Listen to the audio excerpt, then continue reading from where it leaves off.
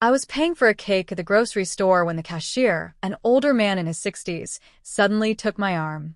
His eyes held an intensity that made me uncomfortable, and he leaned in to whisper something in my ear. His words hit me like an unexpected blow, something about my son and his family that left me completely paralyzed. I couldn't believe what I had just heard. The man let go of my arm and continued scanning groceries as if nothing had happened.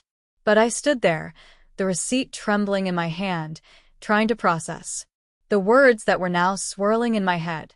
I walked out the back entrance of the store. I needed fresh air and time to think.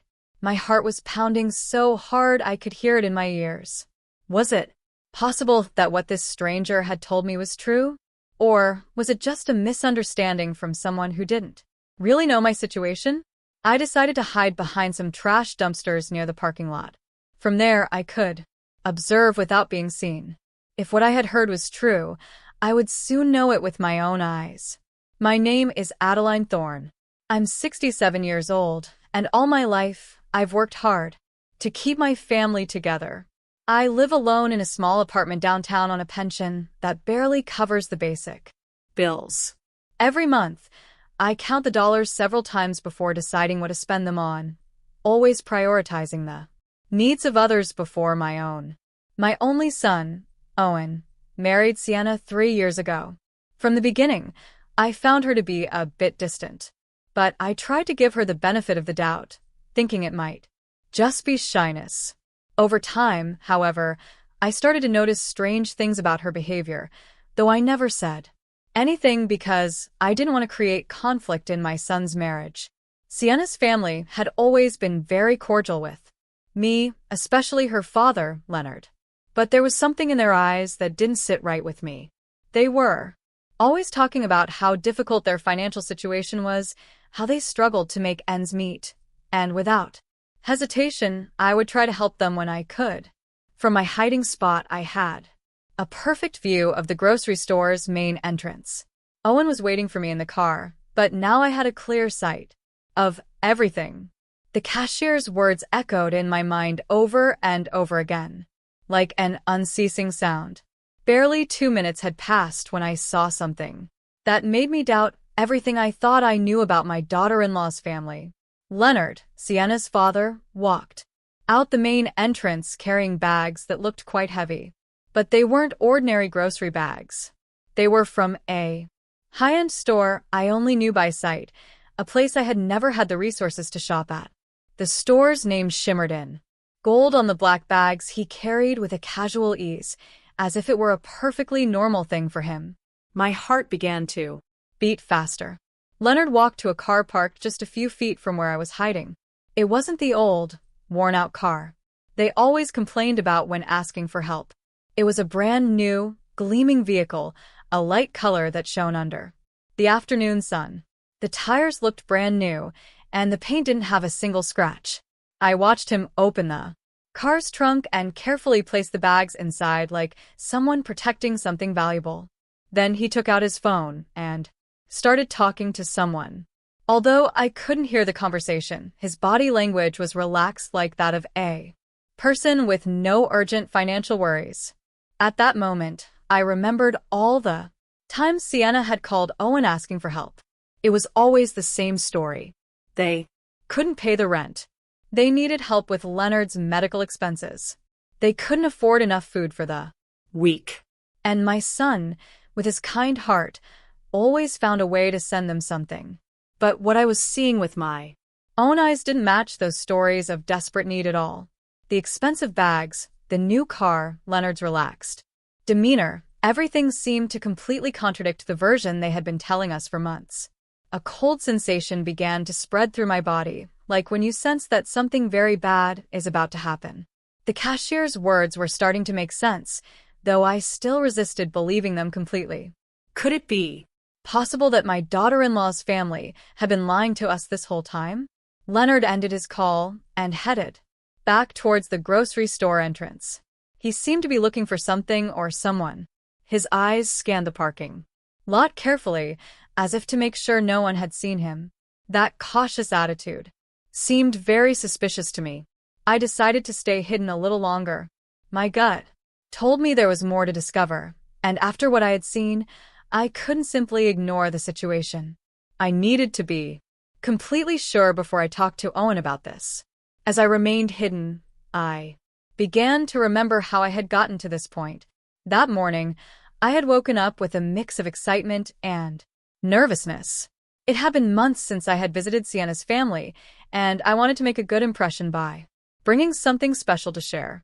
I went to my small kitchen and opened the jar where I kept my savings. Counting. Those coins had become a painful but necessary ritual.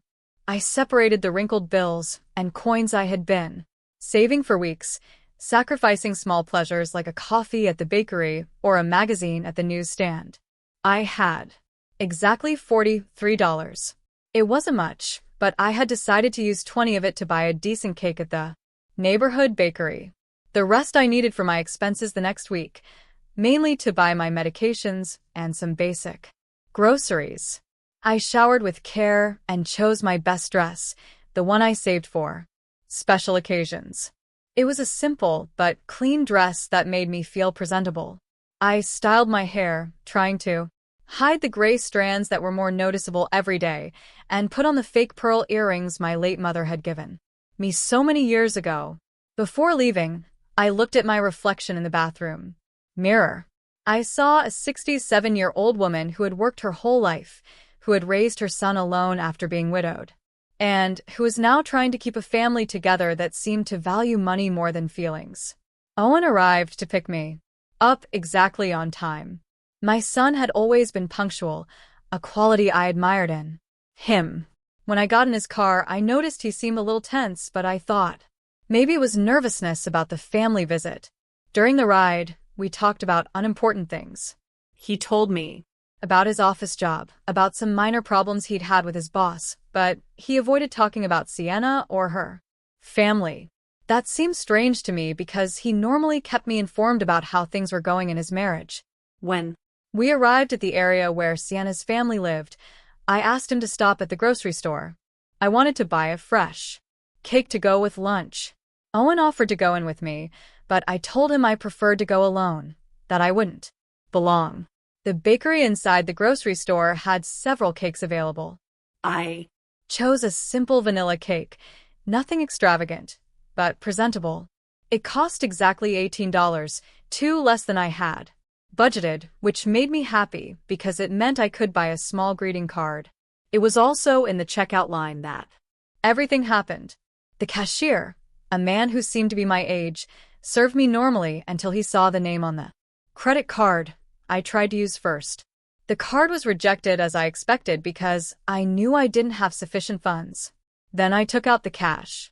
It was at that moment that the man looked at me more closely, whispered my name, Adeline Thorne, and asked me if I was Owen's mother.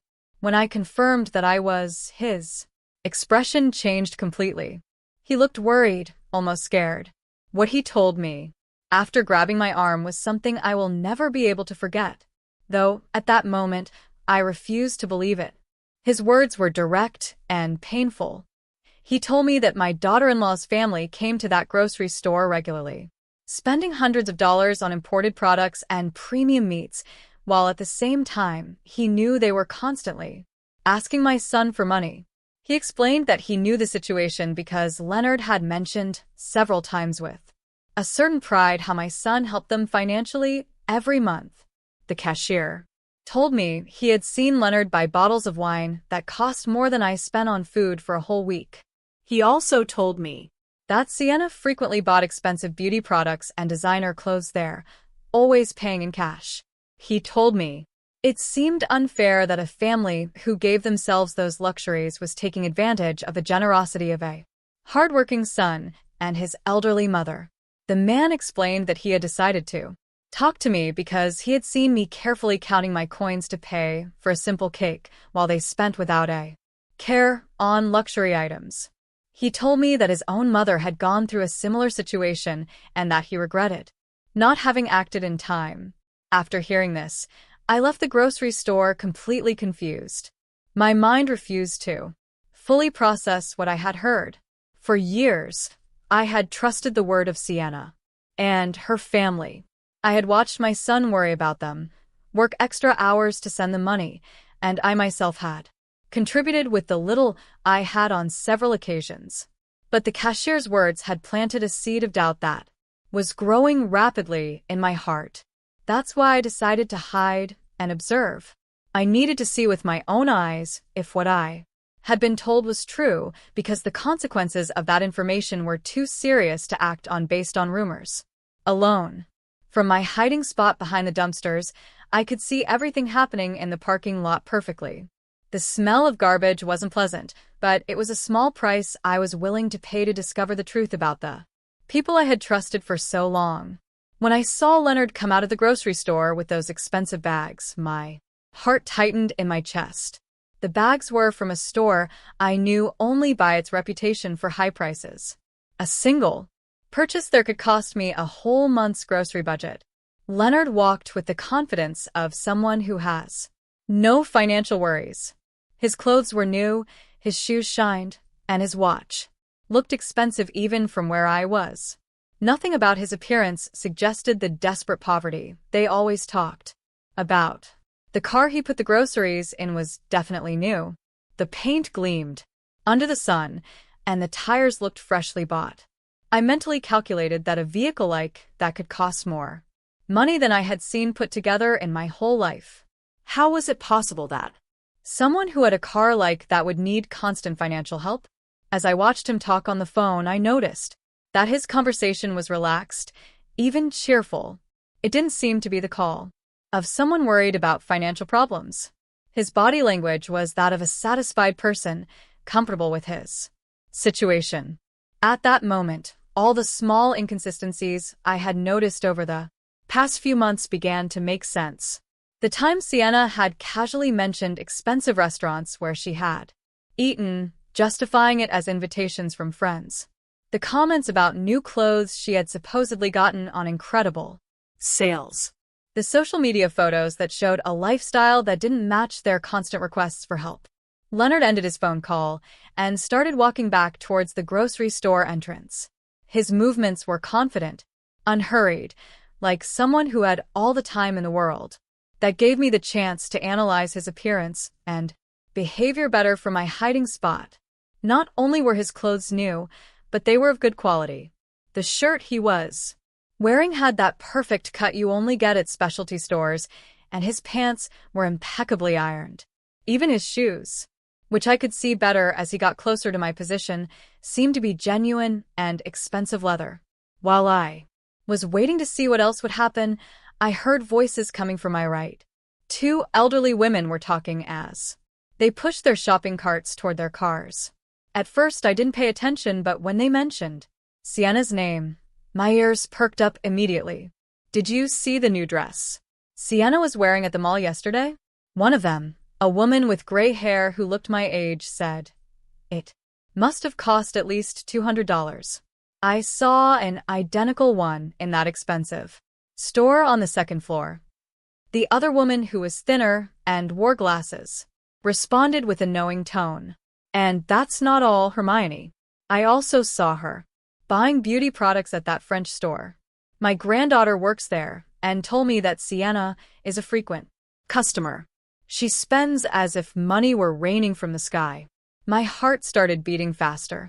These women were talking about the same Sienna who constantly told my son they didn't have money for basic expenses.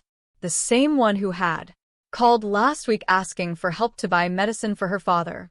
Hermione continued, What strikes me most is how she's always buying new things, but then goes around the neighborhood saying they're going through very difficult financial times. My friend Leonard works at the bank and told me the deposits they receive don't match the story of poverty they're telling at all. Oh, Hermione, but that's gossip, the other woman replied, though in a tone that suggested she had her own doubts. Although I must admit it seems strange to me that they can afford the rent on that big house, if they're really as bad off financially as they say. Gossip. My daughter lives on the same block as them and tells me that almost every week, delivery trucks with groceries from the most expensive grocery store in the city arrive. purchases that any of us would take months to be able to afford. The two women continued walking away as they talked, but I could hear a few more fragments of their conversation. they Mentioned something about parties Sienna's family had recently organized. Parties with abundant high-quality food, imported wines, and expensive decorations. Every word I heard was like a stab in my heart. For months, I had been feeling sorry for that family, worrying about their well-being, asking my son to help them when he could, and even contributing my own small savings on several occasions. I remember the time Sienna had called me directly, crying on the phone, telling me they needed urgent help to pay for Leonard's doctor. She had told me they had to choose between buying medicine or food and that they didn't know what to do. That night, I couldn't sleep thinking about their suffering. The next day, I had gone to the bank and withdrawn $150 from my emergency savings, money I had been saving for a possible medical emergency of my own, but which I decided to give her because I couldn't bear the thought of them suffering when I could help. Now, listening to these women talk about that same family's luxurious lifestyle, I felt like the most foolish woman in the world. How could I have been so naive? How had I not seen the signs that were apparently obvious to the whole neighborhood? Leonard came out of the grocery store again, this time with a smaller bag. He headed back to his car, but this time he stopped to talk to a man who was washing a car near his. I couldn't hear the conversation, but they both seemed relaxed and friendly. The man Leonard was talking to wore work clothes, but you could tell he respected Leonard. His body language suggested that Leonard was someone of a certain status in the neighborhood, someone who commanded respect, possibly because of his financial situation. After a few minutes, I saw Leonard hand the man something. From my distance, it looked like money.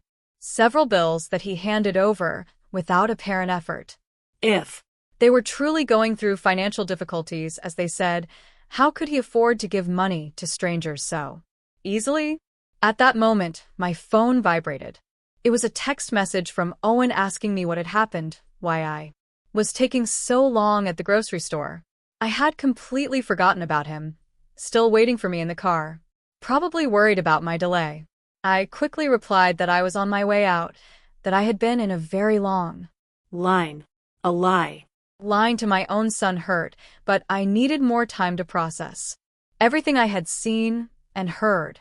I couldn't get back to his car and tell him my suspicions immediately without more evidence. As I was writing the message, Leonard said goodbye to the man and got into his car. The engine started with a smooth, powerful sound, confirming that it was a good quality and probably recent vehicle. I watched him leave the parking lot with a tranquility that completely contrasted with the image of financial desperation his family had been projecting. I decided to leave my hiding place and walk toward where Owen was. I needed to act normally, at least for now. But my mind was already working, trying to recall all the strange details I had overlooked in recent months. All the small signs that now took on a completely different meaning. When I got to the car, Owen looked at me with concern. "Mom, are you okay? You look pale," he said as I settled into the passenger seat. "Did it take them a long time to check you out?" "Just the line, son," I replied, trying to keep my voice steady. You know how grocery stores are on weekends. But inside, my heart was beating so hard I was afraid he could hear it. Owen started the car and we began heading to Sienna's family's house. During the ride, I tried to keep up a normal conversation, but my mind was still processing everything I had seen and heard at the grocery store. Every traffic light, every corner we passed brought me closer to a meeting I now saw in a completely different light. "How's Leonard's job been lately?" asked my son, trying to sound casual. "Last time I spoke to Sienna, she said things were very difficult for him." Owen sighed as he drove. "Yeah, Mom. Sienna told me her dad had to reduce his work hours because the company he works for is having problems. That's why we've been helping them a little more these past few months." That information didn't match at all the relaxed and prosperous attitude I had observed in Leonard just a few minutes earlier. A man who was Truly worried about reduced work hours wouldn't be spending money at expensive stores or handing bills to strangers in a parking lot. And how do you feel about that, son? I asked, watching his expression in the rearview mirror. I know you've been working a lot of extra hours lately. Well, Mom, they're my family now, Owen replied in a tone that mixed tiredness with resignation. Sienna is my wife, and when you get married, you also marry into the family. If they need help, it's my duty as a son-in-law to help them. His words broke my heart. My son, the kind and hard-working man I had raised, was sacrificing his own well-being for people who, from what I had discovered, were taking advantage of his generosity. How much longer could this situation continue without seriously affecting his own financial stability? We arrived at the neighborhood where Sienna's family lived. It was a pleasant, residential area with well-maintained houses and manicured lawns. It wasn't the most luxurious neighborhood in the city, but it was definitely not a place where people living in extreme financial difficulties would reside. As Owen looked for a place to park, I was able to get a better look at Sienna's family's house. It was a two-story building with a well-decorated front lawn and a facade that had been recently painted. The windows had new curtains and the front door looked like it had been renovated not long ago. The house looks very well kept, I commented, trying to get more information. Didn't you tell me they were having trouble paying for some repairs? Oh yeah, Owen replied as he parked. Leonard managed to get some extra work on weekends to make the most urgent repairs. He's been working a lot to keep the house in good condition. Another story that didn't add up. If Leonard were really working extra shifts to survive, how would he have time to go grocery shopping at an expensive store during work hours? And, more importantly, how would he have money to spend on luxury goods if everything he earned was supposedly going to house repairs? We got out of the car and walked to the front door. Owen was carrying some things he had brought while I carried my cake, and a mix of nervousness and curiosity that grew with every step. Before we could ring the doorbell, the door opened and Sienna appeared with a radiant smile. My first impression was one of total shock. Her appearance was completely transformed from the last time I had seen her just a month ago. She was wearing a dress that was definitely not cheap. The fabric looked to be of excellent quality. The cut was perfect, and the vibrant colors gave her an elegant and sophisticated look. Her shoes were clearly new with a shine that only freshly bought items have, and her handbag matched the outfit perfectly. But what struck me most was her hair and makeup. She had a professional cut that you only get at expensive salons with highlights that shimmered in the sunlight. Her makeup was flawless. The kind that requires high-quality products and a lot of time to apply correctly. Adeline, what a joy to see you, Sienna exclaimed, coming in for a hug. As she embraced me, I could smell her perfume, a costly fragrance I recognized because I had once seen its price at a store and it seemed equivalent to my food budget. Hello, Sienna, I managed to say, trying to hide my surprise. You look great. That dress is beautiful. This old dress, she replied with a laugh that seemed a little forced. I bought it on a clearance sale months ago. You know how it is. When you find good deals, you have to take advantage of them. That explanation sounded exactly like the one the woman at the grocery store had mentioned. There was always a justification for every expensive item. Incredible deals, gifts from friends, second-hand purchases that looked new. How many extraordinary coincidences could one family have? We went into the house, and I immediately noticed other details that didn't fit with the story of financial difficulties. The living room had been recently redecorated. The furniture wasn't the same as I remembered from my last visit. There was a new leather sofa that looked expensive, a glass coffee table that gleamed impeccably, and several decorative objects that were definitely not cheap. On the wall was a large flat-screen TV that hadn't been there before. It was a recent model, one of those that cost several thousand. How could a family in a financial crisis explain the purchase of a luxury television? Dad, look who came to visit, Sienna called towards the inside of the house. Leonard appeared from what seemed to be the kitchen, wiping his hands with a towel. When he saw me, his expression changed. Slightly. There was a flicker in his eyes, as if for a moment he had seen something he didn't expect, but he quickly regained his usual smile. "Adeline, so good to see you," he said, approaching to greet me. "We hope you're hungry because Sienna has prepared a delicious meal." It was the same Leonard I had seen at the grocery store just an hour before, but now he was acting as if he hadn't left the house all day. His clothes were the same, but he had put an apron over his shirt, as if he had been cooking. "I brought a cake to go with it," I said, handing him the box. "I hope you like it." "What a lovely gesture," Sienna exclaimed. "But it wasn't necessary, Adeline. You know you're always welcome here without having to bring a thing." As she spoke, I could see over her shoulder into the kitchen. The counters were full of ingredients and utensils that suggested an elaborate culinary preparation. I could make out expensive-looking cuts of meat, fresh and exotic vegetables, and bottles of imported seasonings. The amount of food they were preparing could easily feed a family for several days, and the quality of the ingredients was noticeably superior to what I could afford to buy for my own meals. "Did you two prepare all this?" I asked, genuinely impressed by the abundance. "Well, we wanted to do something special for your visit," Leonard replied. "You don't get to have Owen's mother over every day. Besides, we got some ingredients on sale, so we decided to take advantage." The miraculous sales again. I began to wonder if this family had an extraordinary knack for finding deals, or if these explanations were simply a way to justify expenses they couldn't honestly explain. Owen seemed completely oblivious to my observations. He was chatting animatedly with Sienna about his job and his plans for the next week. His relaxed attitude confirmed that he really believed the version of reality they had presented to him. But I could no longer ignore the evidence before my eyes. Every detail of that house, every aspect of Sienna's and Leonard's appearance, every convenient explanation, everything pointed to the same unsettling conclusion. This family was not going through the financial difficulties they claimed to be facing. During lunch, I tried to maintain a normal conversation while discreetly observing every detail that could confirm or disprove my suspicions. The table was set with dinner where I didn't remember seeing before.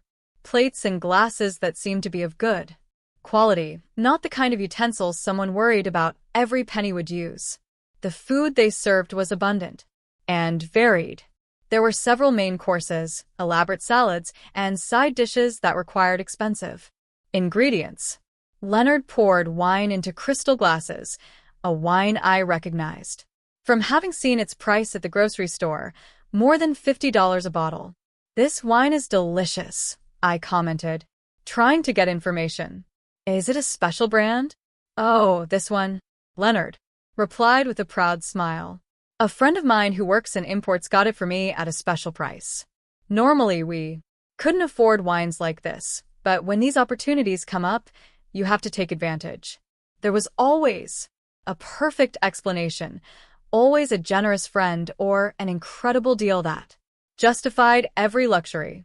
I was starting to wonder how many generous friends one family could have and how frequent those extraordinary deals could be. While we ate, Sienna casually mentioned some plans they had for the next month. She talked about a family celebration they were organizing, an event that, as she described it, would require a considerable investment in decorations, food, and entertainment. "Sounds expensive," I said without thinking, my words slipping out. "Expensive?" Sienna laughed. "Well, we've been saving for this for months. Besides, Leonard got an extra job that will help us cover the expenses." I immediately remembered what I had seen at the grocery store just a few hours earlier. Leonard spending money as if he had no worries, buying luxury products, driving a new car. What was the truth about his work situation? "What kind of extra job did you get, Leonard?" I asked directly. For a moment, I saw an expression of discomfort cross his face, as if my question had caught him off guard, but He quickly regained his composure. Weekend consulting, he replied vaguely. Nothing too exciting, but it helps supplement the family income. His answer was so general it could mean anything or nothing at all. A man who was truly doing weekend consulting would probably talk with more specificity about his work, especially when the question came from his son-in-law's mother. During the conversation, I noticed that Sienna's phone was constantly vibrating. Every time she looked at the screen, she smiled in a way that seemed significant to me. At one point, when she thought no one was watching her, she replied to a message, typing quickly with a look of satisfaction on her face. "Everything okay with the phone?" I asked with apparent curiosity.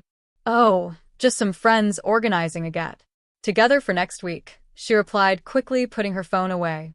You know how women are always planning Something. but there was something about her expression that didn't convince me. The way she had smiled while reading the messages suggested that the content was more meaningful than simple social plans.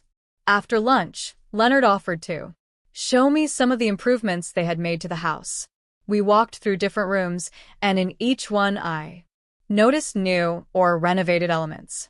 The floors had been recently polished, some walls had fresh paint, and several pieces of furniture had been replaced or rearranged. In the master bedroom, I saw something that particularly caught my attention. On top of the dresser were several shopping bags from expensive stores, some still unopened. The price tags I managed to glimpse showed numbers that seemed exorbitant for a family that was supposedly struggling financially. "See, went shopping recently?" I asked, gesturing discreetly toward the bags. That Leonard replied with a nervous Laugh. She found some incredible clearance sales this week. Sometimes it's better to buy things when they're on sale, even if you don't need them immediately. That logic seemed completely contradictory to me. A family that was truly in financial difficulty would not have the luxury of buying things they didn't need immediately, no matter how good the deals were. As we returned to the living room, my phone rang. It was a text message from a number I didn't recognize. When I opened it, I saw that it was from the grocery store cashier. He had gotten my number somehow and had sent me a photo. The image showed a grocery receipt from just 2 days earlier. The total was over $400, and the list included premium products, imported meats, fresh seafood, expensive wines, specialty cheeses, and several gourmet items. The name on the receipt was clearly Leonard Williams. Along with the photo was a message. "Mrs. Thorne, I'm sorry to bother you, but I thought you should see this. This receipt is from 2 days ago. Your family needs to know the truth." My heart started beating faster. The evidence was there in black and white, a $400 purchase of luxury goods made just 2 days before our visit by the same man who was supposedly struggling to pay for basic expenses. I quickly put my phone away before anyone noticed my expression of shock, but my mind was already working, connecting all the dots I had been observing over the past few hours. We returned to where Owen and Sienna were, who were still chatting animatedly. My son seemed relaxed and happy, enjoying what he thought was quality time with his in-laws. He had no idea of the theatrical performance he was witnessing. "Are you feeling okay, Mom?" Owen asked me, probably noticing that my expression had changed. "You look a little pale." "Just a little tired," I lied. "I'm not used to such long outings anymore." Sienna immediately offered to make me some tea or get me something to make me feel better. Her apparent concern would have been touching if I hadn't been starting to understand the true nature of her character. For the next hour, I continued to observe and listen, mentally collecting evidence of every inconsistency, every inexplicable luxury, every convenient justification. The list grew constantly. Sienna's new clothes, Leonard's car, the well-maintained house, the abundant food, the expensive wine, the shopping bags, the receipt I had received. But what hurt me the most was the realization that this situation had probably been going on for months, maybe years. How much money had my son sent to this family? How many sacrifices had he made? And how many had I made to help People who didn't actually need help? When we finally said goodbye and left the house, my mind was completely made Up. I couldn't let this farce continue. My son deserved to know the truth, however painful it was, and I had a responsibility to protect him from further manipulation. During the drive back home, Owen commented on how nice the visit had been and how well Sienna's family looked. His Words were like daggers in my heart, because I knew I would soon have to shatter that happy image with a much darker and more disappointing reality.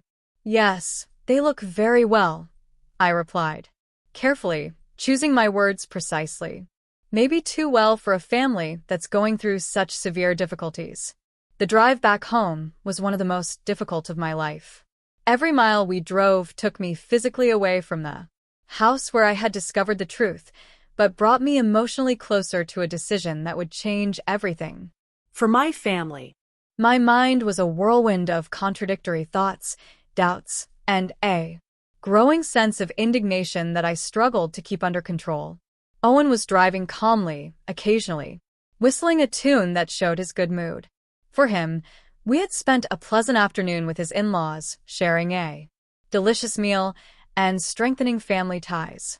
He had no idea that his mother had been collecting evidence of what seemed to be an elaborate and prolonged scam. "Mom," he said as we waited at a traffic light, "I'm so glad to see you get along so well with Sienna's family.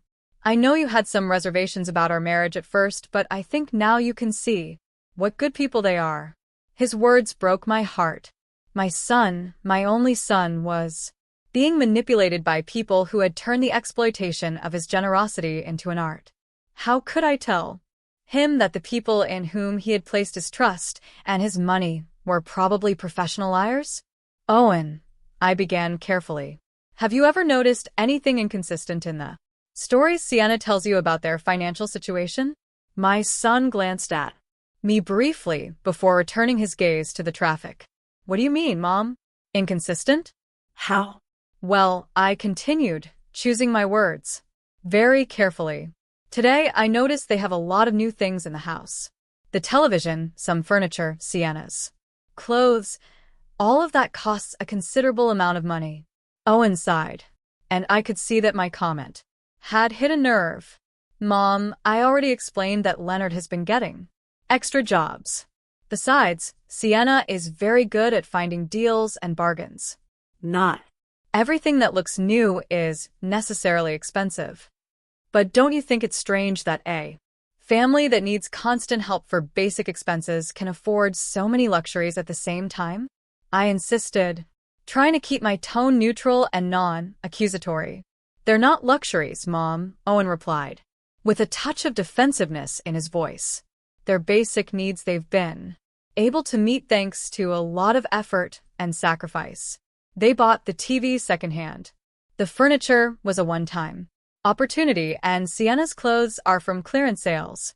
Each justification my son repeated was exactly the same one I had heard from Leonard and Sienna during lunch. It was as if they had rehearsed these explanations to perfection, creating a consistent version of reality that could satisfy any uncomfortable question. I decided to try a different approach. "Son, have you seen any receipts or documents that confirm these incredible deals? Or have you accompanied Sienna when she finds these extraordinary bargains?" The question clearly made him uncomfortable. I could see his hands tighten slightly on the steering wheel. "Mom, why all these questions? Sienna is my wife. If she tells me she got something on sale, I believe her. Marriage is based on trust?" His answer confirmed what I had begun to suspect. Owen had never seen direct evidence of these supposed deals and extra jobs. He was blindly believing everything they told him because he trusted the people he loved. "Of course, son," I replied softly. "Trust is fundamental in marriage, but it's also important to protect yourself from people who might take advantage of that trust. Are you insinuating that Sienna and her family are deceiving me?" Owen asked, now clearly annoyed. "Mom, that's a very serious accusation."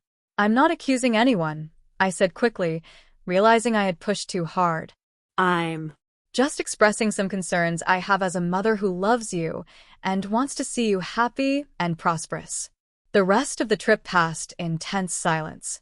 Owen was clearly processing my conversation, but I could see from his expression that my words had created more resistance than reflection. It was Evident that any criticism towards Sienna and her family would be received as a personal attack. When we arrived at my apartment, Owen helped me out of the car, but his goodbye hug was colder than usual.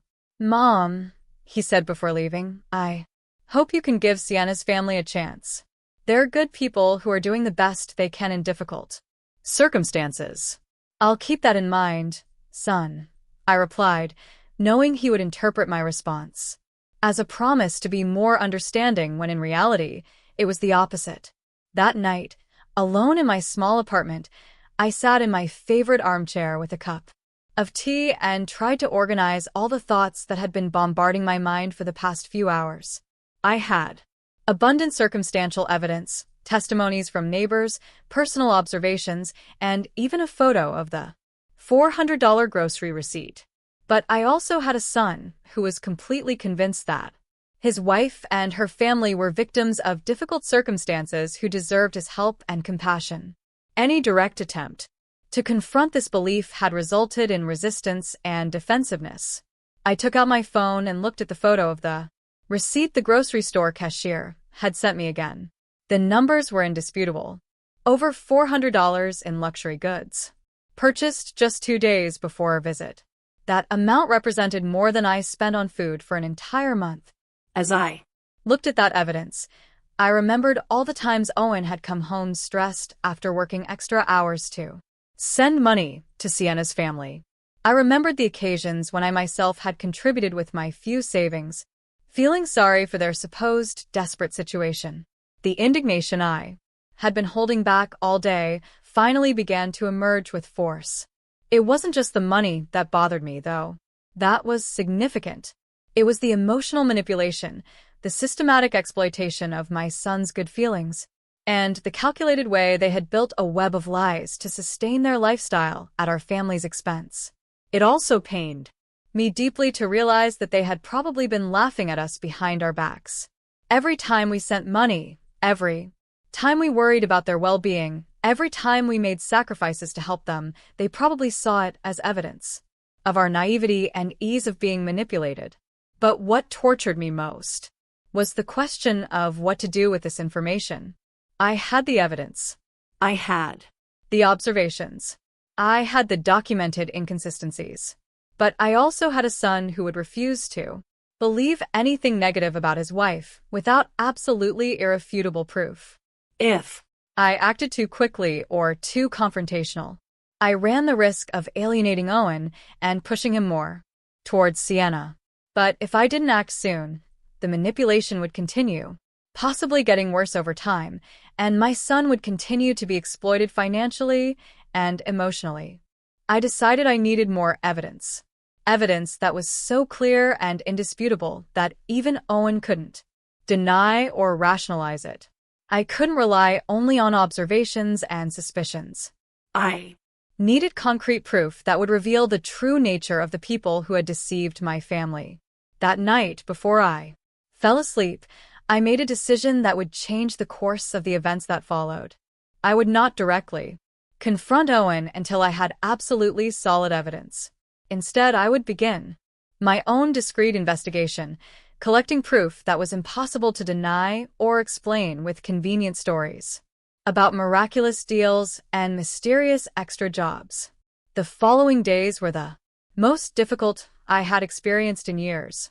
Every interaction with Owen had become an exercise in self-control, trying to maintain normally while my mind constantly worked on how to address the situation I had uncovered. The evidence I had collected weighed on my conscience like a burden I couldn't share. During that week, I received 3 more messages from the grocery store cashier. Each one contained additional information that confirmed and expanded my initial suspicions.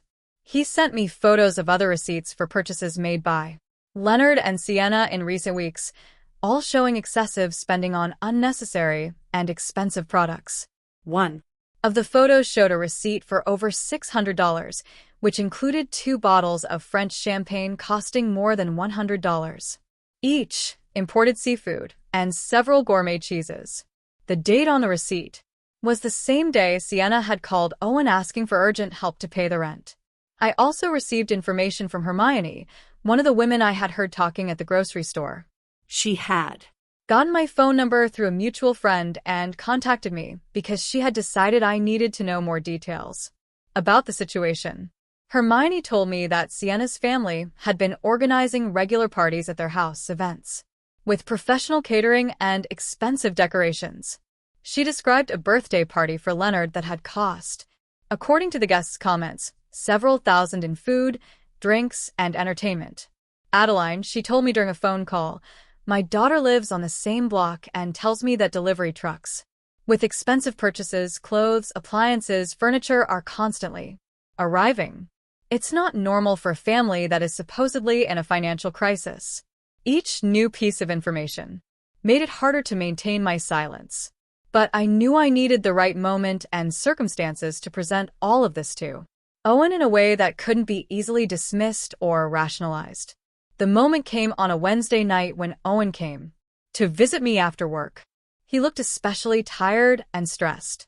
When I asked him what was wrong, he told me that Sienna had asked him for additional money for a medical emergency for Leonard. He needs a minor surgery, Owen explained, rubbing his temples with clear signs of tension.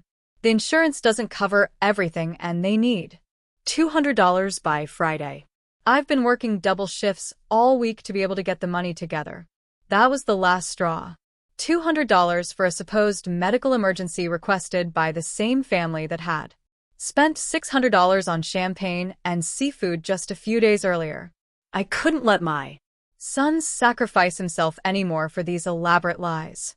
Owen, I said, taking his hands in mine, I need to show you something, but before I do, I want you to know that I'm doing this because I love you and because I can't stand to see you being hurt.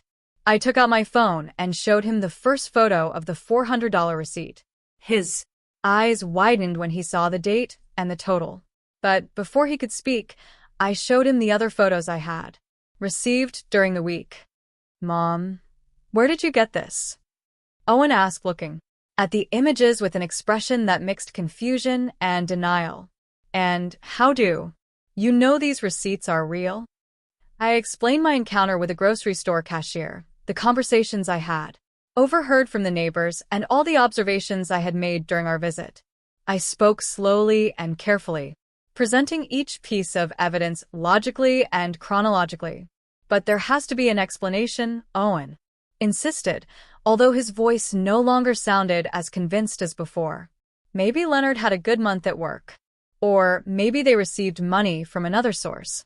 Son, I replied gently, these luxury purchases were made on the same days that Sienna called you asking for help with basic expenses. Doesn't that seem like too much of a coincidence? I could see the realization starting to sink into his mind. His eyes moved between the photos on my phone and my face, looking for some way to reconcile what he was seeing with what he had believed for so long. Besides, I continued showing him the information I had gotten about the expensive parties.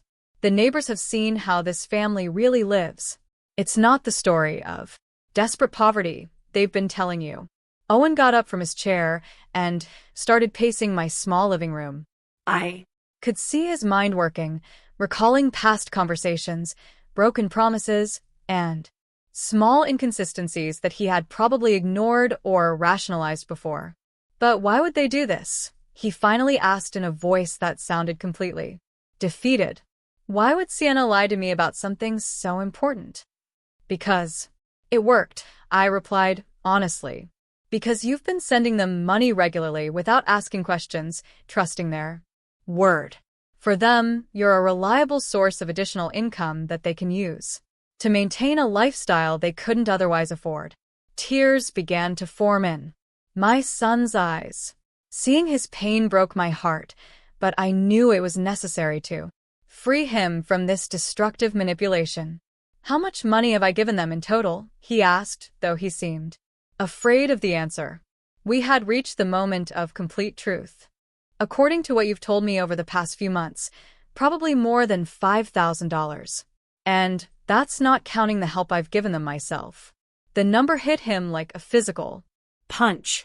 $5,000 represented months of extra work, personal sacrifices, and lost opportunities for his own future, all given to people who had been systematically deceiving him.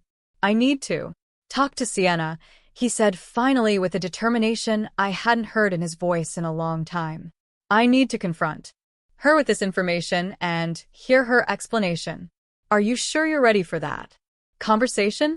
I asked him. Once you put this information on the table, there will be no turning back. Your relationship will change forever, no matter what her answer is.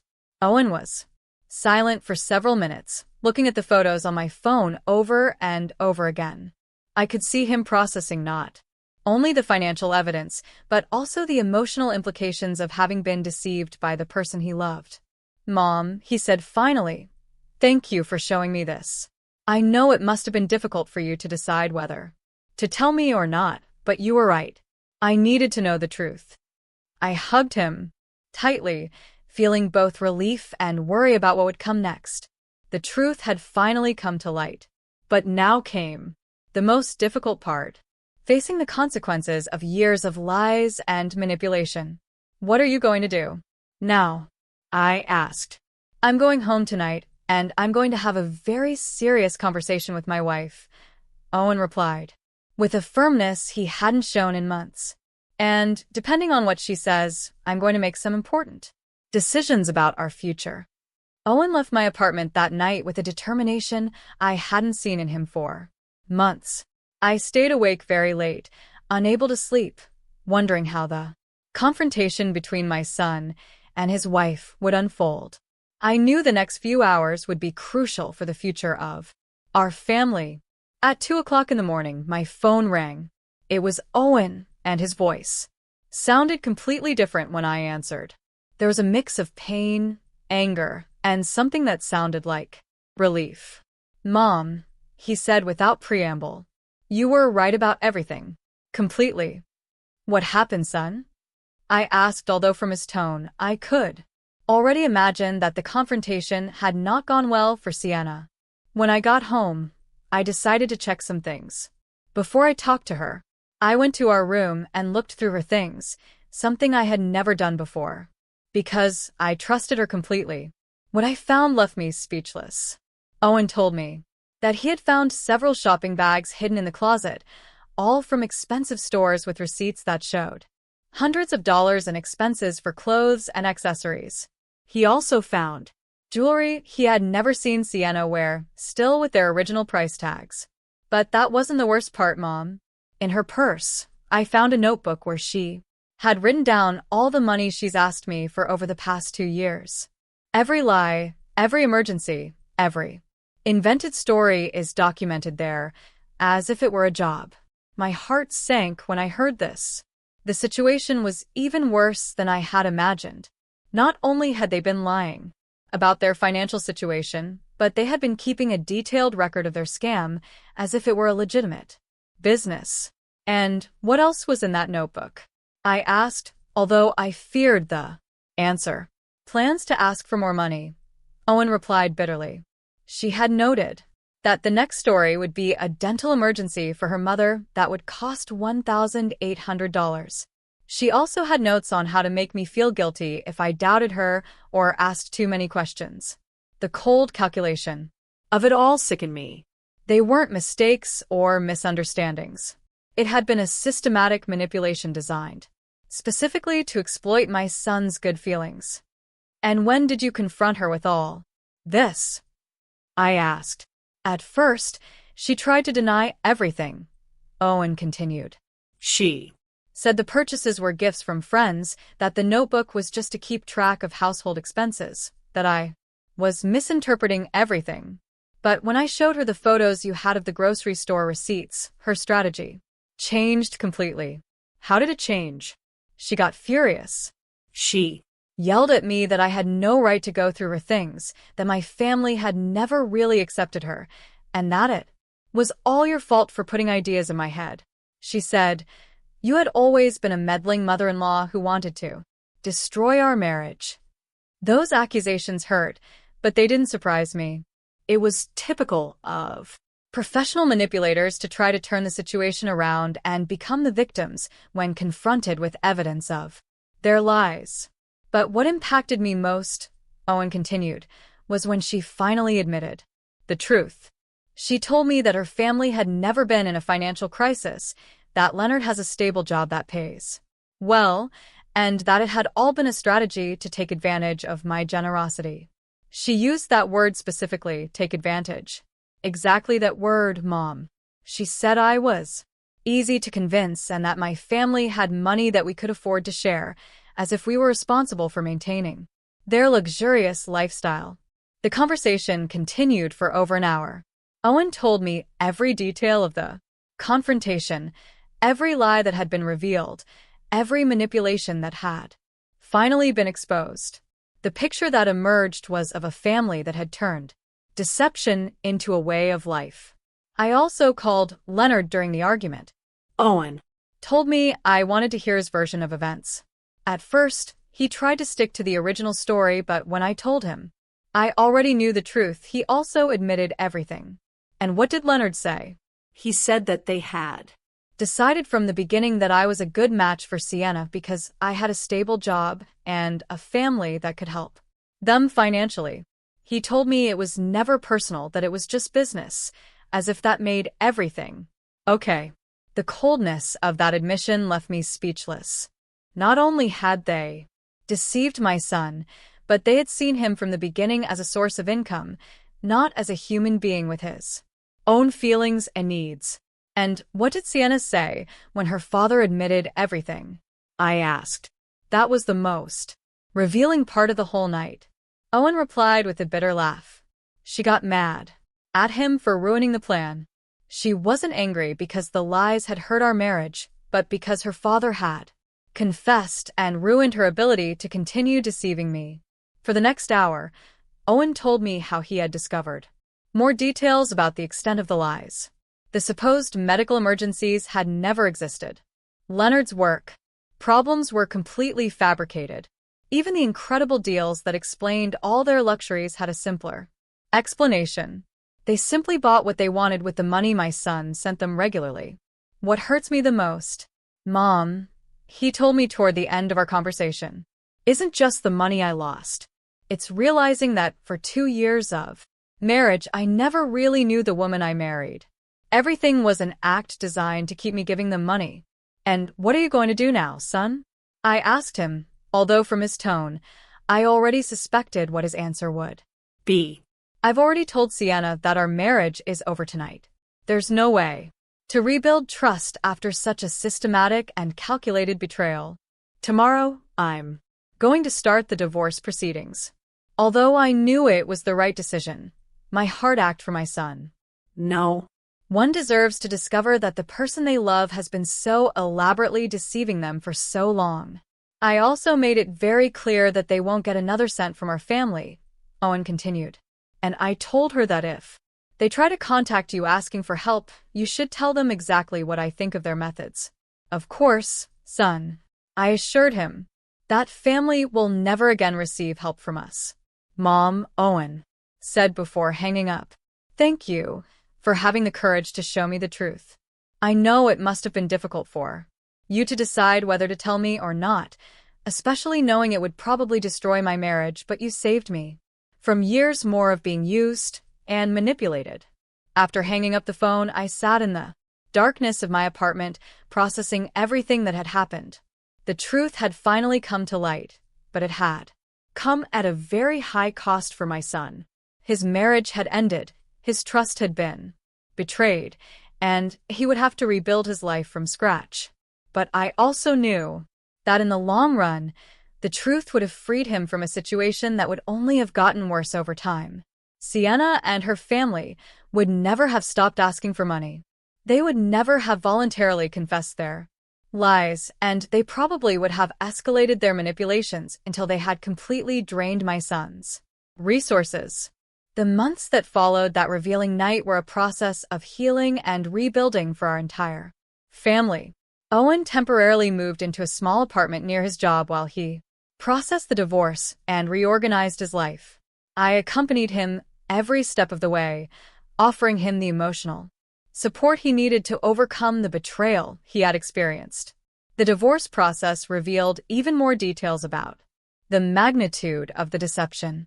Owen's lawyers discovered that Sienna had been hiding significant assets throughout their marriage.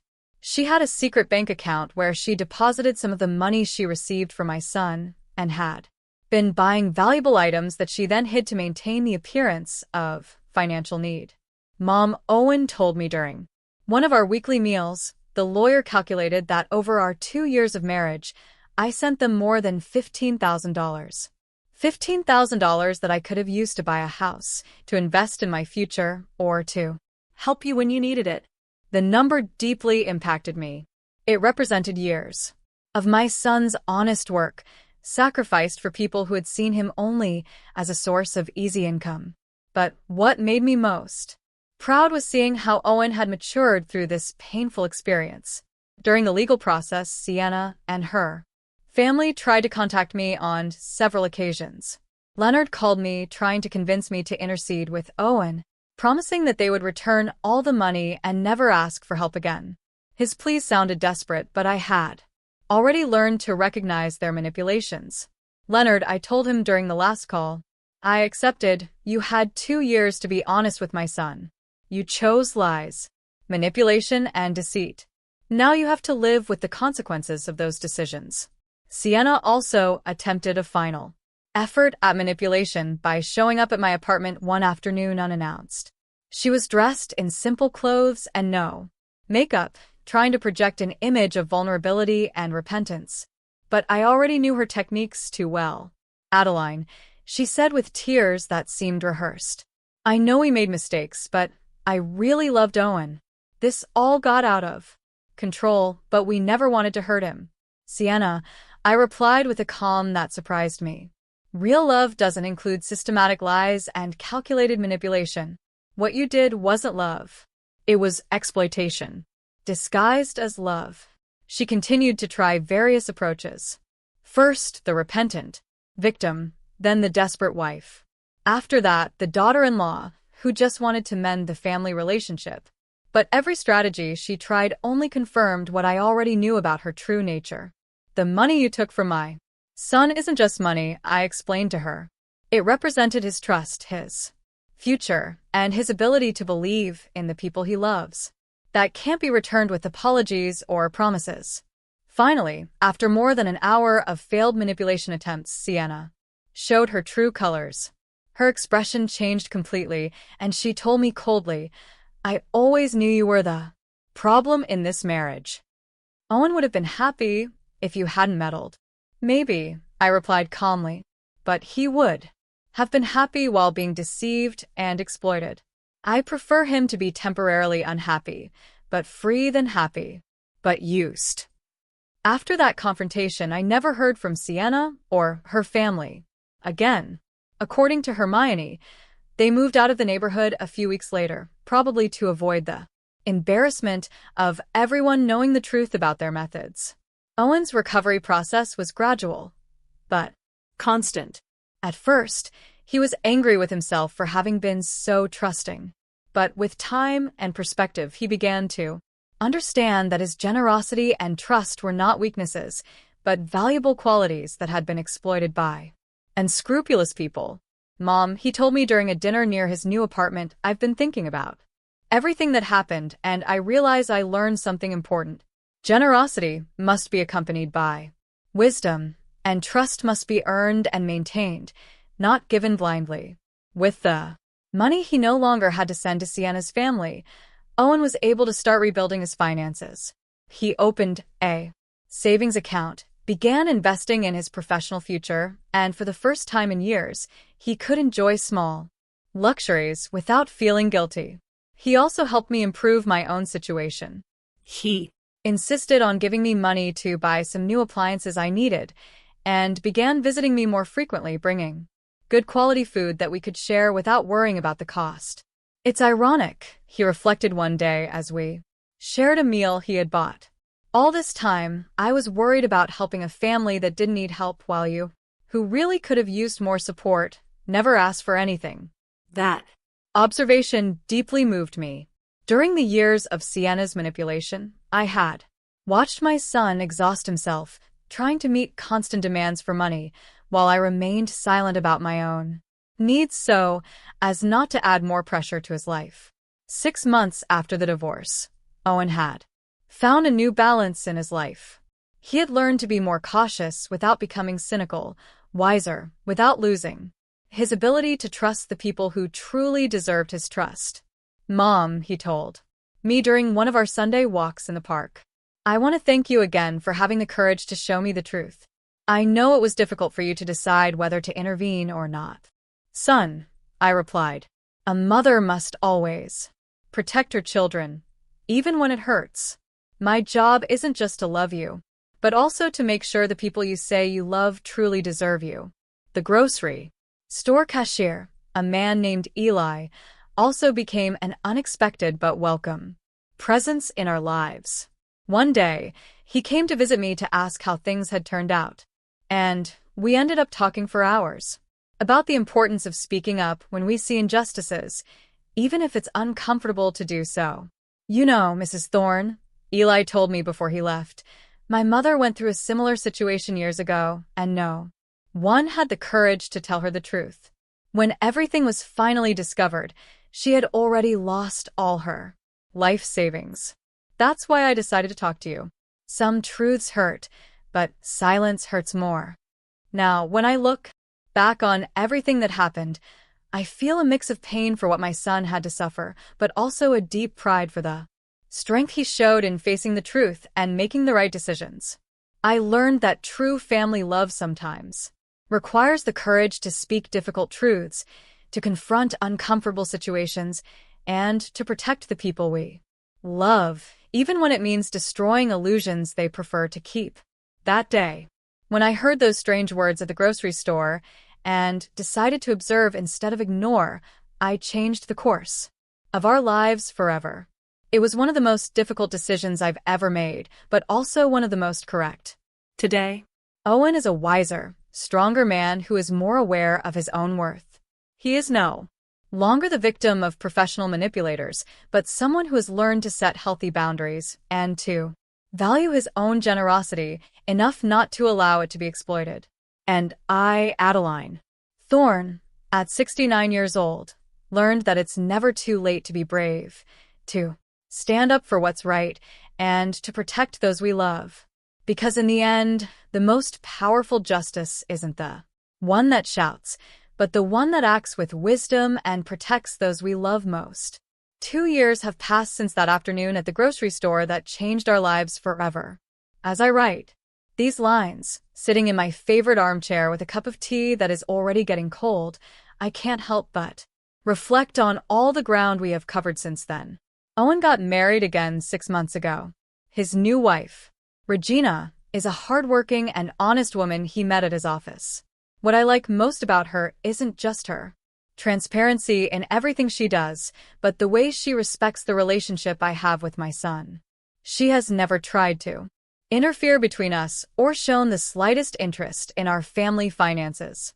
The first time Regina came to my house for dinner, she brought the ingredients for us to cook together. Adeline, she told me as we prepared the vegetables, I want you to know that I will never ask you or Owen for money. I Believe in working for what I need and being honest about what I can afford. Her words moved me to tears, not only for her honesty, but because I realized how traumatized I had been by the experience with Sienna. 4 months after the divorce, every time we met someone new, I would find myself analyzing their motivations and looking for signs of manipulation. The healing process was not easy for either of us. Owen went through periods of depression where he questioned his judgment in relationships. There were nights when he would call me asking if he could ever fully trust anyone again. Mom, he would tell me during those late night calls, how can I be sure I won't be deceived again? How can I distinguish between someone who truly loves me and someone who only sees opportunity? Those conversations broke my heart because I saw how Sienna's betrayal had damaged not only his finances, but his fundamental ability to trust people. But I was also proud to see how he was slowly rebuilding his confidence in a more mature and wiser way. During the first year after the divorce, Owen developed what he called his verification system. Before helping anyone financially, he would ask to see documentation, talk to multiple sources, and take time to evaluate the consistency of the stories they told him. At first, I thought he might have become too distrustful. But over time, I realized that he had simply learned to balance his generous nature with a practical wisdom he hadn't had before. He no longer gave money out of emotional impulse, but after a careful and rational evaluation. This new approach served him well when a coworker asked him for help for a supposed family emergency. Instead of sending money immediately, Owen asked to see medical documents and spoke directly to the hospital mentioned. It turned out that the story was false and his coworker was trying to get money for gambling. "Mom," he told me after discovering that lie, 2 years ago, I would have sent the money without asking a single question. Now, I understand that verifying isn't distrusting. It's Protecting yourself from people who seek to take advantage of the kindness of others. For my part, I also had to process my own feelings about what had happened. For months, I felt guilty for having waited so long to say something, wondering how much money we could have saved if I had acted sooner. But with time and perspective, I came to understand that I acted at the right time.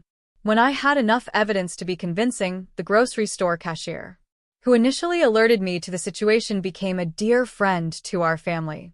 He and his wife, Marlene, visit us regularly, and we have developed a friendship based on shared values of honesty and mutual support. You know, Adeline, Eli told me during one of his visits, what I admire most about this whole situation is how you handled the truth. Many people would have made a scene, yelled, or sought revenge, but you simply presented the facts and let the truth do its job. His words made me reflect on something important I had learned throughout this process, that silent dignity is more powerful than noisy revenge. I never sought to hurt Sienna or her family. I simply stopped allowing them to hurt us. Hermione, the neighbor who had given me additional information about Sienna's family, also became a close friend.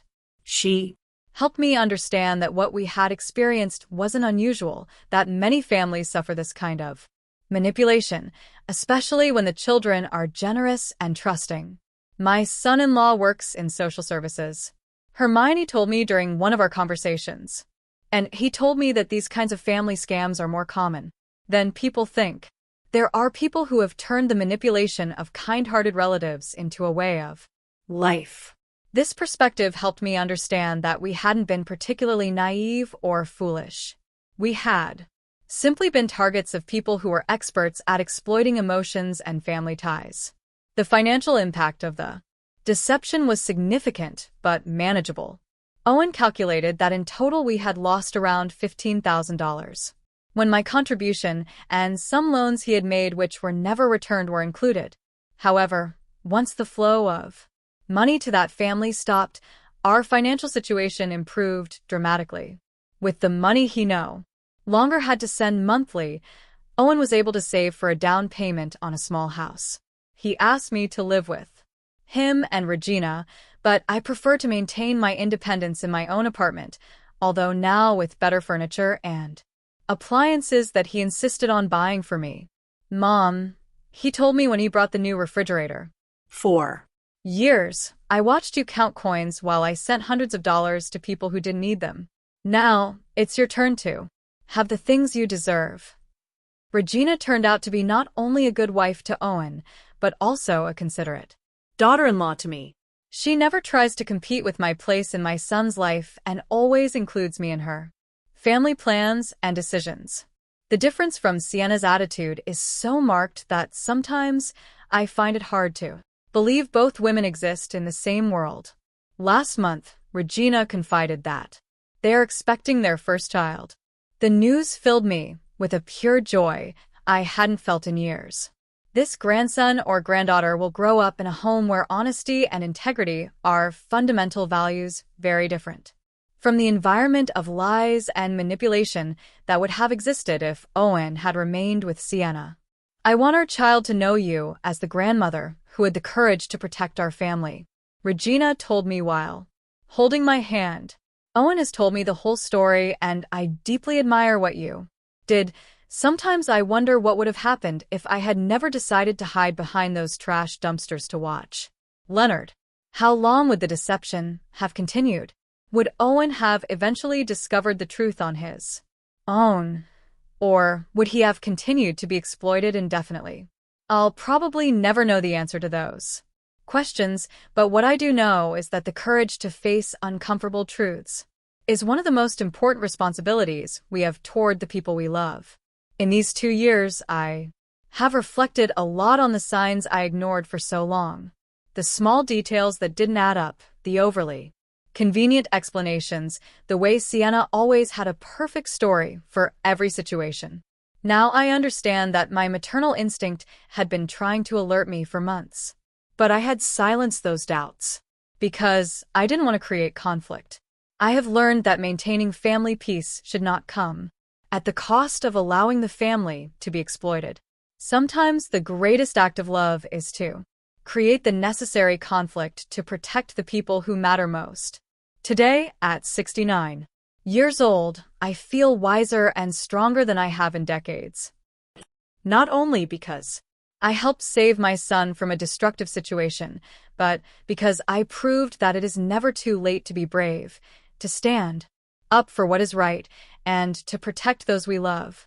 The experience taught me that true strength isn't in avoiding problems, but in facing them with dignity when necessary, and that sometimes the most difficult decisions are also the most correct ones, even if their full impact can only be appreciated with the passage of time.